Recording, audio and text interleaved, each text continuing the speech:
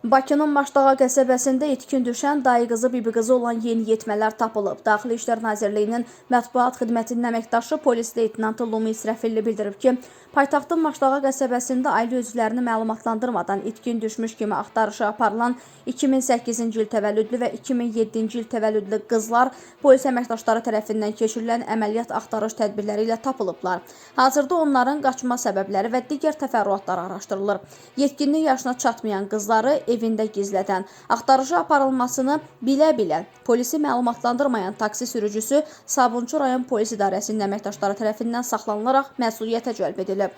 Bu barədə Daxili İşlər Nazirliyinin mətbuat xidmətindən bildirilib. Araşdırma Daxili İşlər Nazirliyinin nəzarətinə götürülüb.